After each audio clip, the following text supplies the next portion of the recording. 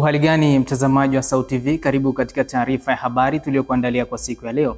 Na miongoni mwa taarifa tulizonazo ni pamoja na wakazi wa Nyahingi walalamikia uhaba wa maji, waomba msaada wa huduma ya kudumu. Israeli yashambulia vituo vya nyuklia Iran, hofu ya vita ya wazi ya tanda. Na katika michezo, licha ya hatima ya dabi kupatikana, mashabiki waeleza wasiwasi wao kuelekea mchezo huo. Kwa hayo na mengine mengi, ongozana nami John Masaini nitakaye kusomea habari za kitaifa, kimataifa na biashara, na hapo baadaye tutaungana naye Hamudi Sanze katika habari za michezo. Tuanze na habari za kitaifa.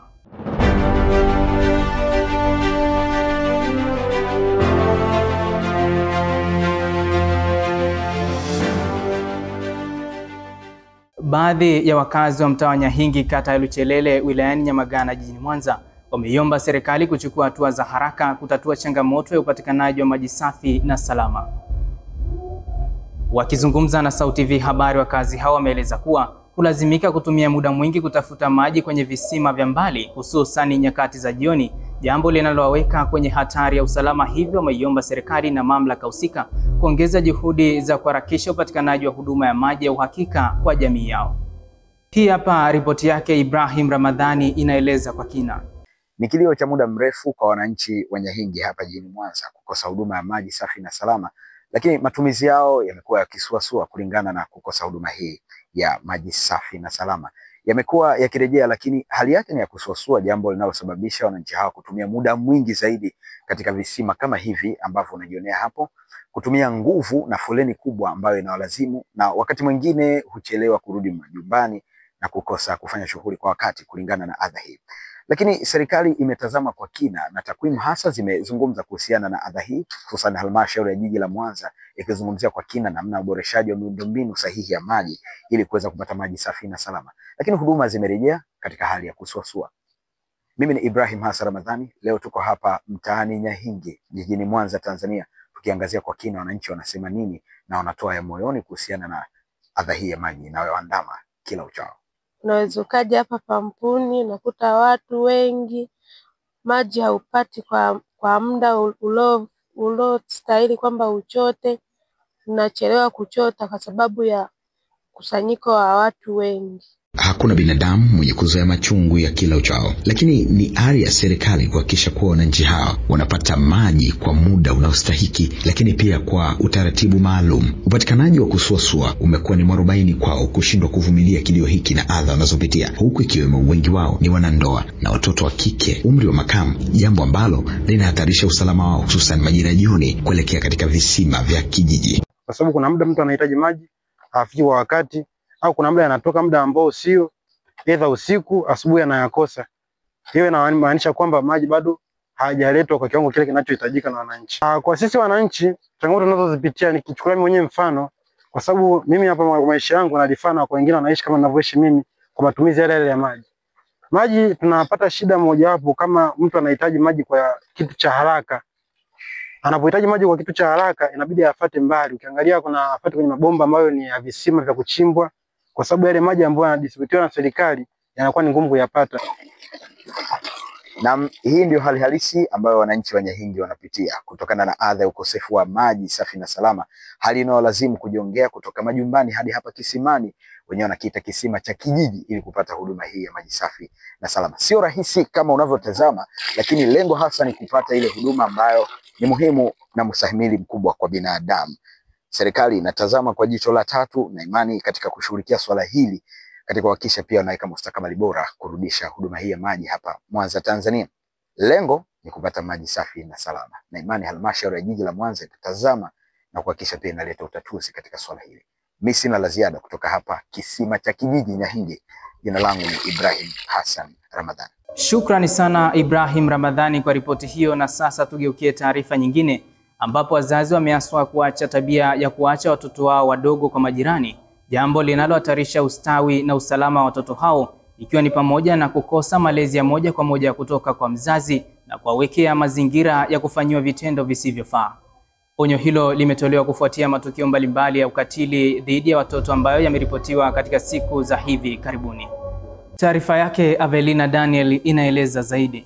Kumekuwa na tabia kwa baadhi ya wazazi kuacha watoto wao wadogo kwa majirani, na kwenda kufanya shughuli zao ama mambo yao mengine. Tabia hii inapelekea madhara kwa watoto wadogo kwa sababu hawapati muda mwingi wa kukaa na wazazi wao.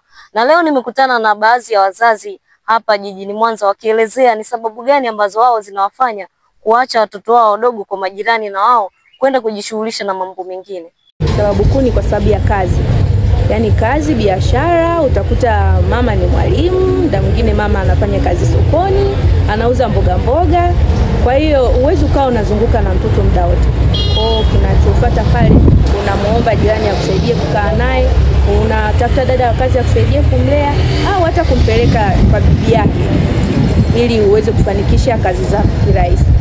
Pia sababu nyingine unakuta wazazi wengine wanapenda sana kutembelea sehemu za starehe, kupumzika. Kwa hiyo uweze ukawa unaenda na mtoto tuseme labda klabu, uweze kwenda na mtoto sehemu ambayo ni ya watu wazima.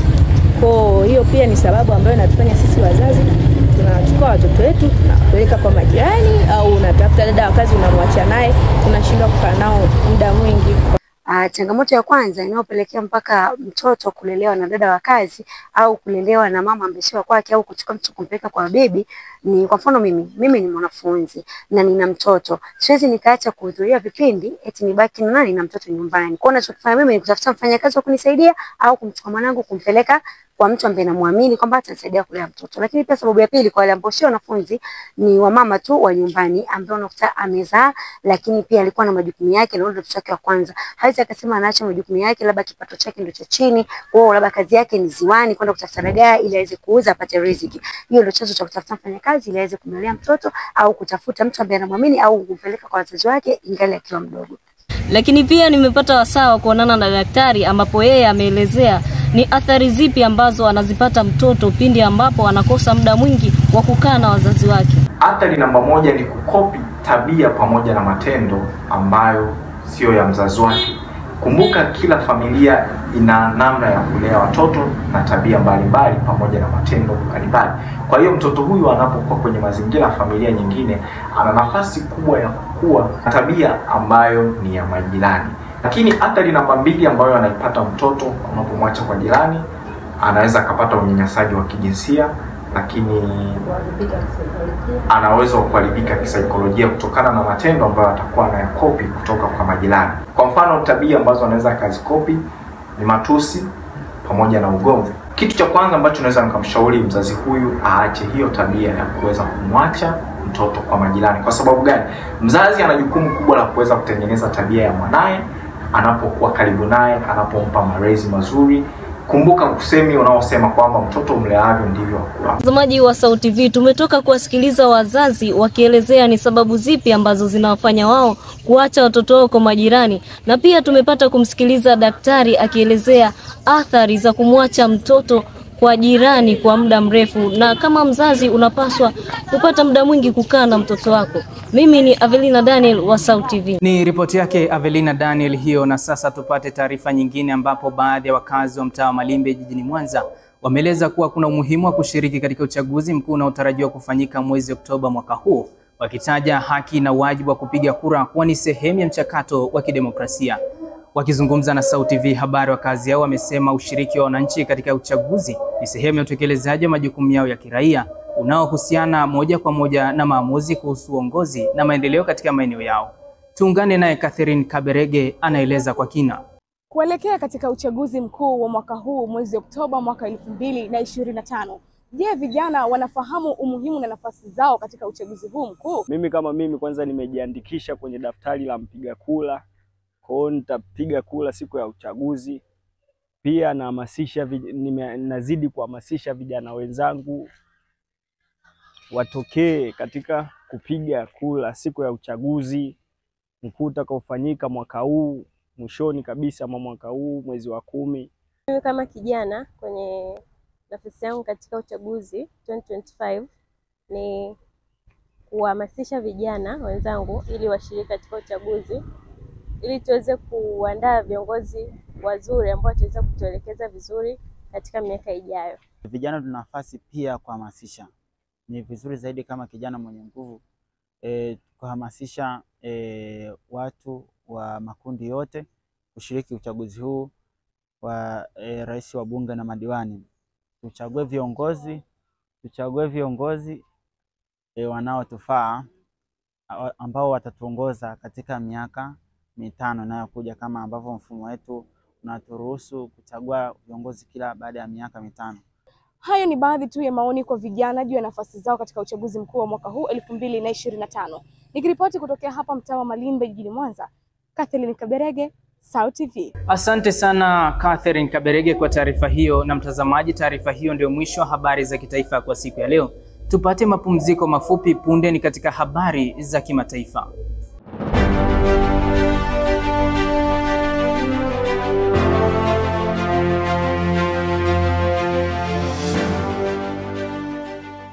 Karibu tena mtazamaji wa SAUT TV, na tuendelee na taarifa zetu tukiangazia habari kutoka nje ya mipaka ya Tanzania. Tukianzia hapa barani Afrika, Nigeria imeadhimisha miaka 26 tangu kurejea kwa utawala wa kiraia mwaka 1999, ikiendeleza historia yake ya mabadiliko ya kisiasa kutoka utawala wa kijeshi hadi demokrasia ya vyama vingi. Katika hotuba mbalimbali zilizotolewa na viongozi wa taifa hilo, wamesisitiza umuhimu wa kulinda mafanikio yaliyopatikana ndani ya kipindi hicho, huku wakitoa wito wa kuimarisha taasisi za kidemokrasia, haki za binadamu na ushiriki wa wananchi katika ujenzi wa taifa. Kwingineko, Israel imefanya mashambulizi ya kijeshi dhidi ya maeneo muhimu ya Iran, likiwemo vituo vya nyuklia na viwanda vya kutengeneza makombora, ikiwa ni hatua inayoashiria ongezeko la hatari ya vita ya wazi huko Mashariki ya Kati. Kwa mujibu wa taarifa kutoka vyombo vya usalama vya kimataifa, zinabainisha wasiwasi mkubwa kuhusu athari za mashambulizi hayo kwa amani ya kikanda na dunia kwa ujumla. Iran, ambayo imekuwa ikikana kutengeneza silaha za nyuklia, imeanza kujibu kwa nguvu mashambulizi hayo kwa ndege zisizo na rubani, jambo linalohofiwa kuchochea mgogoro mkubwa zaidi. Ripoti yake Ngeme Ali inaeleza kwa kina. Trump, ambaye mara nyingi amekuwa na msimamo mkali kuhusu siasa za kimataifa, alialikwa kushiriki katika mkutano huo wa kilele unaofanyika huku joto la mvutano kati ya mataifa ya Magharibi na Irani likizidi kupanda. Uamuzi wa kumrudisha Trump kwenye jukwaa la kimataifa unatafsiriwa na wachambuzi wa siasa za kimataifa kuwa ni jitihada za kutafuta sauti mbadala na yenye ushawishi katika masuala ya migogoro tata. Wakati wa mkutano huo, viongozi wa mataifa 7 yenye nguvu kiuchumi walijadili kwa kina hatima ya mpango wa nyuklia wa Irani, vikwazo vya kiuchumi, pamoja na hatari ya machafuko inayoongezeka katika eneo la Ghuba. Trump kwa upande wake alisisitiza msimamo wake wa awali: Irani lazima iachane na mpango wake wa nyuklia na kusitisha vitendo vyake vinavyotishia amani ya dunia. Huku mkutano huo ukiendelea, baadhi ya viongozi wa G7 walionekana kutaka kutumia nafasi hiyo kumshawishi Trump kupunguza msimamo wake mkali dhidi ya Teherani na kufungua milango ya majadiliano ya kidiplomasia. Rais wa Ufaransa Emmanuel Macron, ambaye ndiye mwenyekiti wa mkutano huo, aliongoza juhudi hizo za upatanishi, akisema kuwa mazungumzo bado yana nafasi na yanapaswa kupewa kipaumbele. Wachambuzi wanasema kurejea kwa Trump kwenye majadiliano ya G7 ni ishara ya kwamba mataifa ya Magharibi bado yanahitaji ushawishi wa Marekani katika kushughulikia masuala nyeti ya kimataifa, licha ya tofauti zinazojitokeza wakati wa uongozi wake. Hata hivyo, mvutano kuhusu vikwazo vya Marekani dhidi ya Irani, suala la usalama kati ya eneo la Mashariki ya Kati na hatima ya mkataba wa nyuklia wa mwaka 2015 vilitawala majadiliano hayo kwa kiasi kikubwa. Irani inaendelea kulalamikia vikwazo hivyo, ikisema vinaathiri vibaya uchumi na ustawi wa wananchi wake. Kadri mkutano huo unavyoendelea, macho ya dunia sasa yanabaki kuelekezwa kwa matokeo ya mazungumzo haya ya G7, iwapo kweli kurejea kwa Trump kutakuwa na mchango wowote wa kutuliza hali ya wasiwasi kati ya Teherani na Washington.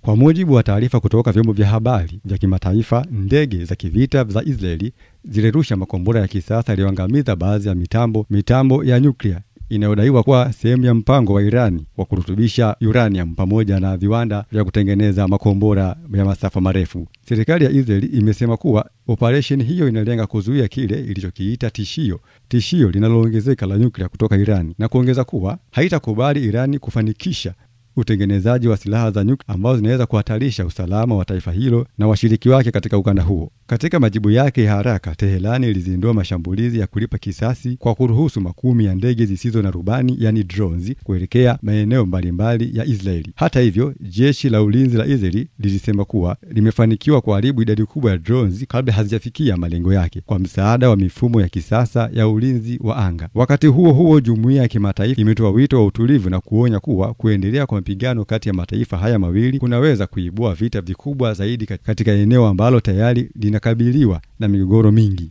Mataifa ya Marekani, Urusi na Umoja wa Ulaya yanasisitiza umuhimu wa pande zote mbili kurejea katika meza ya mazungumzo ili kutafuta suluhu la kidiplomasia na kuzuia madhara kwa raia wa kawaida na hatari kuenea kwa vita vya ukanda mzima. Kwa sasa hali bado ni ya wasiwasi, huku jeshi la Israeli likitangaza hali ya tahadhari na Irani ikitishia kujibu kwa nguvu zaidi endapo mashambulizi ya aina hiyo yataendelea. Katika hotuba yake maalum, Rais wa Nigeria alisisitiza umuhimu wa kudumisha amani, mashikamano na kuheshimu misingi ya kidemokrasia, akisema kuwa licha ya changamoto mbalimbali zinazojitokeza, taifa linaendelea kusonga mbele kwa njia ya mazungumzo na taasisi imara za kidemokrasia. Wananchi wengi walielezea furaha yao kwa mafanikio ya miaka 26 ya demokrasia, wakisema kuwa ingawa bado kuna changamoto za kiuchumi, usalama na rushwa, hatua kubwa zimepigwa katika uhuru wa vyombo vya habari, haki za binadamu na ushiriki wa wananchi kwenye maamuzi ya taifa. Wachambuzi wa siasa wanasema maadhimisho haya ni nafasi ya kutathmini mafanikio na changamoto, huku wakisisitiza umuhimu wa kuimarisha taasisi za kikatiba, kuongeza uwajibikaji na kuhakikisha ustawi wa wananchi wote. Kwa sasa Nigeria inaendelea kuwa mfano wa kuigwa barani Afrika kwa kudumisha mabadiliko ya serikali kupitia sanduku la kura kwa zaidi ya robo karne, hatua ambayo inatoa matumaini kwa mataifa mengine yanayopambana kuimarisha demokrasia zao. Shukrani sana Ngeme Ali kwa taarifa hizo za kimataifa. Tupate mapumziko mafupi, tukirejea ni habari za biashara.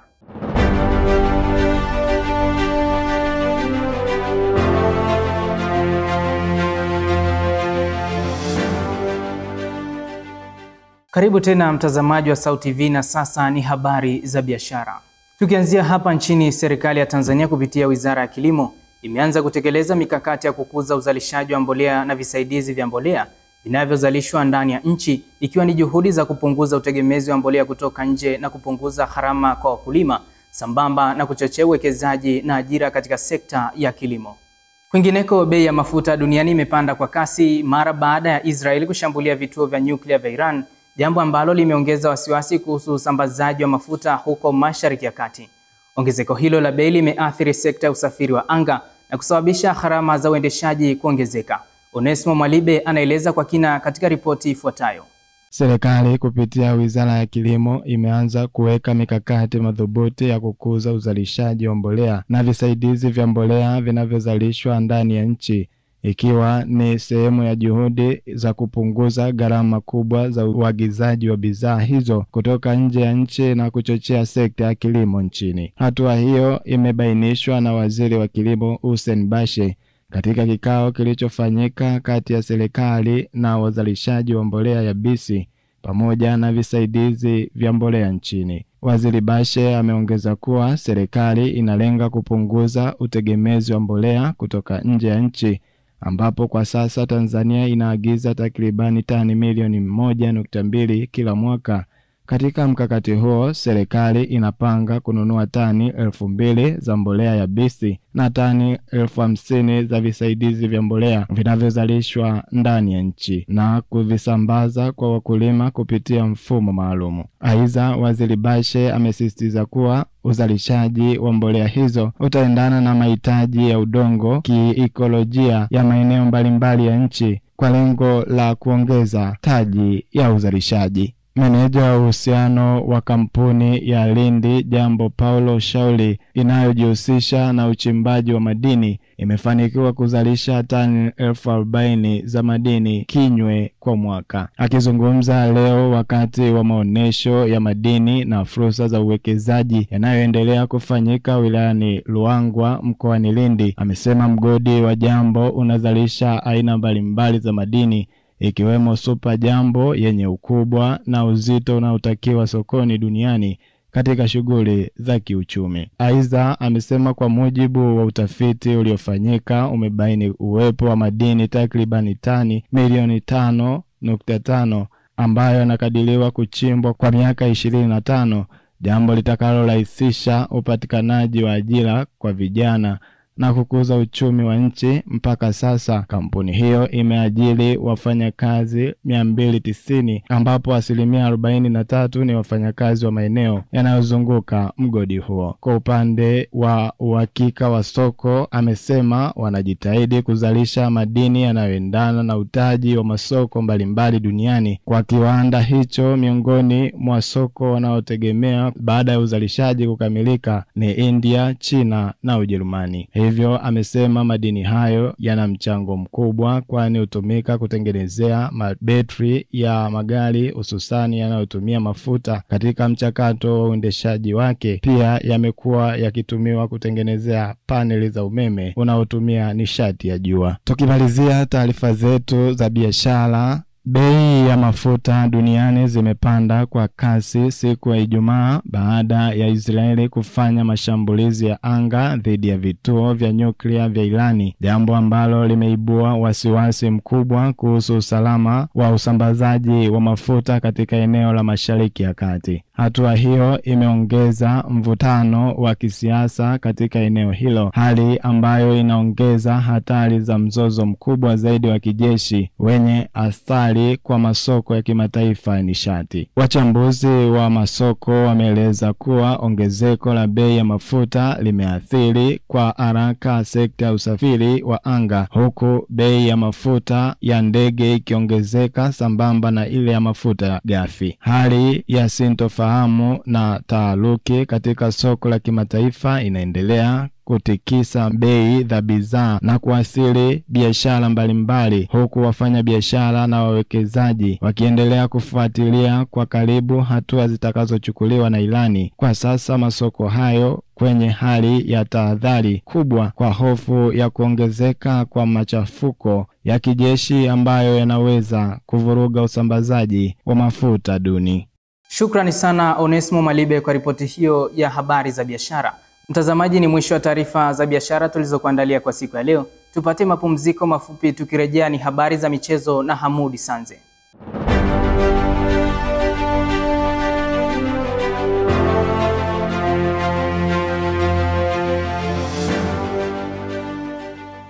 Ni matumaini yangu hujambo na mzima wa afya mwanamichezo wenzangu. Karibu katika habari za michezo tulizokuandalia kwa siku ya leo. Mimi ni Hamudi Sanze. Na tuanzie hapa nyumbani Tanzania, ambapo zikiwa zimebaki siku chache kabla mtanange mkali wa dabi ya Kariakoo kati ya Simba Sports Club na Young Africans, wadau wa mchezo na mashabiki wameeleza wasiwasi wao juu ya hatma ya mchezo huo ambao sasa unatarajiwa kuchezwa Juni 25 katika uwanja wa Estadio de Benjamin Mkapa jijini Dar es Salaam. Sasa tuendelee katika uga wa kimataifa, ambapo katika hatua kubwa ya usajili barani Ulaya, klabu ya Liverpool imeweka rekodi kwa kumsajili kiungo mshambuliaji wa Bayer Leverkusen Florian Wirtz kwa mkataba wa miaka 5 hadi 2030 kwa dau la euro milioni 100 pamoja na nyongeza ya euro milioni 16, ikiwa ni moja ya usajili ghali zaidi katika historia ya klabu hiyo. Mwanamchezo wetu Sostenes Johannes ana undani wa habari hizi za michezo. Tukianzia hapa nyumbani nchini Tanzania, mashabiki wa klabu ya Young Africans wameendelea kuonesha msimamo wao wa kuunga mkono timu yao kutoingia uwanjani kucheza mchezo wao kati yake na Simba Sports Club, mchezo uliopangwa kuchezwa Juni 15. Wasihangaike kwa sababu taarifa ya Simba hiyo ni ya uongo. Yanga ameshasema hata ingia uwanjani na hata cheza, na ni msimamo wake. Kwa mimi naomba wale waliopata taarifa kutoka kwa Simba kwamba wafike uwanjani kutazama mechi haitakuwepo kabisa, huo ni uongo.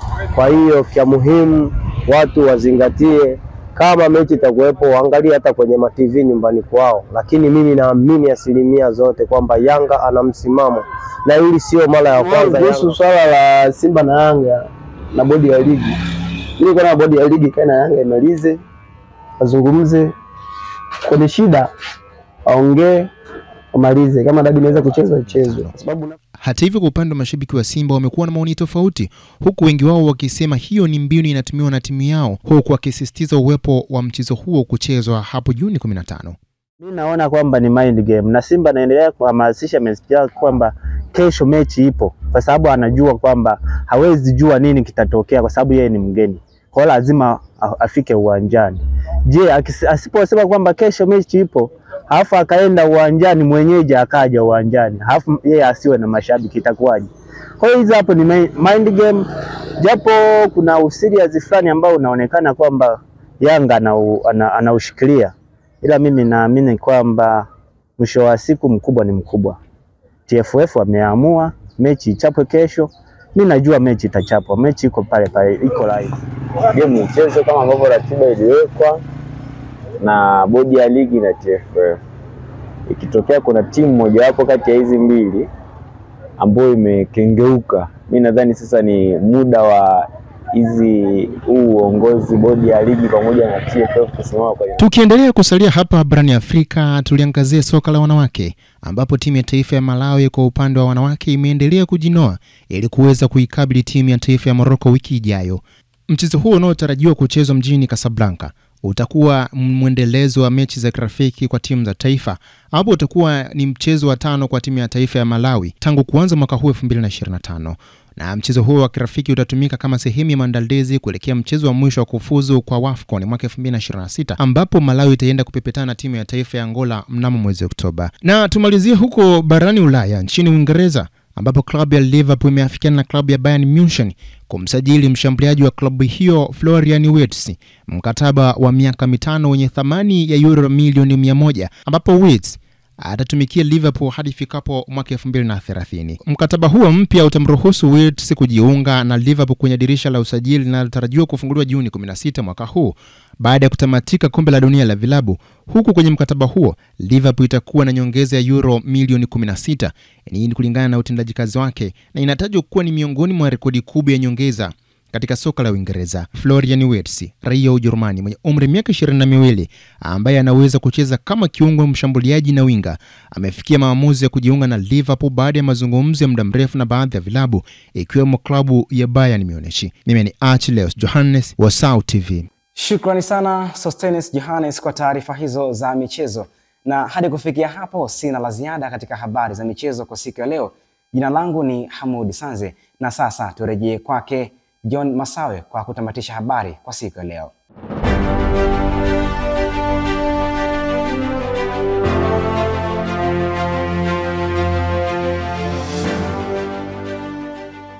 Asante sana Hamudi Sanze kwa taarifa hizo za michezo. Mtazamaji, taarifa hizo za michezo ndizo zinazotutamatishia taarifa ya habari kwa siku ya leo. Lakini kabla ya kumaliza taarifa ya habari, tupate tena muhtasari wake.